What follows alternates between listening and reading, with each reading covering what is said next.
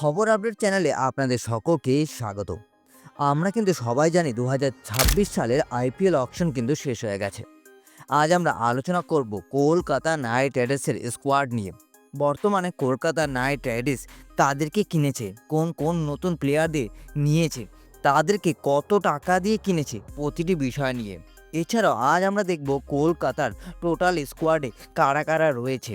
চলুন এবার এক এক করে প্লেয়ার্সদের নামগুলো জেনে নিই।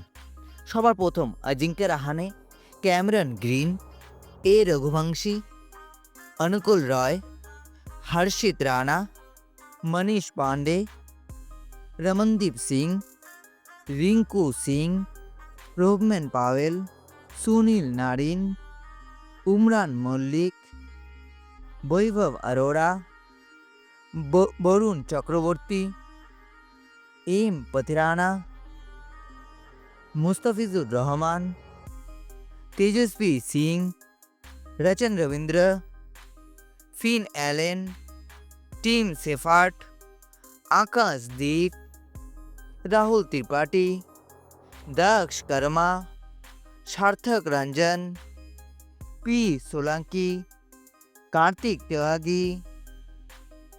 এবার চলুন জেনে নিই যে কত কত টাকা করে নতুন প্লেয়ারদের কেনা হয়েছে। সার্থক রঞ্জনকে কিনেছে 30 লক্ষ টাকা দিয়ে, দক্ষ কর্মাকে কিনেছে 30 লাখ টাকা দিয়ে, মথিসা পতিরানাকে কেনা হয়েছে 18 কোটি টাকা দিয়ে, হ্যাঁ 18 কোটি টাকা দিয়ে, আকাশদীপকে কেনা হয়েছে 1 কোটি টাকা দিয়ে, কার্তিক তিয়াগিকে কেনা হয়েছে 30 লক্ষ টাকা দিয়ে, মুস্তাফিজুর রহমানকে কেনা হয়েছে 9.2 কোটি টাকা দিয়ে, প্রশান্ত সোলাঙ্কিকে কেনা হয়েছে 30 লক্ষ টাকা দিয়ে, ক্যামেরন গ্রিনকে কেনা হয়েছে 25.2 কোটি টাকা দিয়ে, হ্যাঁ সব থেকে বেশি কিন্তু ক্যামেরন গ্রিনকেই দেওয়া হয়েছে। রাহুল ত্রিপাঠীকে দেওয়া হয়েছে 75 লাখ টাকা, টিম সেবার্টকে কেনা হয়েছে 1.5 কোটি টাকা দিয়ে, ফিন অ্যালেনকে কেনা হয়েছে 2 কোটি টাকা দিয়ে, রবমান পোয়েলকে কেনা হয়েছে 1.8 কোটি টাকা দিয়ে, তেজস্বী ধাইয়াকে কেনা হয়েছে 3 কোটি টাকা দিয়ে এবং রচিন্দ্র রবীন্দ্রকে কেনা হয়েছে 2 কোটি টাকা দিয়ে। এছাড়াও আমরা কিন্তু খুব শীঘ্রই অন্যান্য টিমগুলোর ব্যাপারেও আলোচনা করব। তার সঙ্গে প্লেইং 11 কি হতে পারে সেই সম্ভাবনা নিয়েও আমরা আলোচনা করব অন্য এক ভিডিওতে।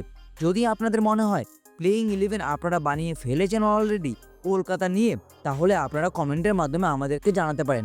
আমরা কমিউনিটি পোস্টের মাধ্যমে আপনার নাম সহ পোস্ট করে দেব। আজকের মতো ভিডিওটি এখানেই শেষ করছি। পরবর্তী ভিডিওতে আমরা আলোচনা করব পরবর্তী কোনো এক টিম নিয়ে। ভিডিওটি লাইক এবং শেয়ার করে দিবেন যাতে এরকম ভিডিও আরও তাড়াতাড়ি আমরা আপনাদের জন্য নিয়ে আসতে পারি।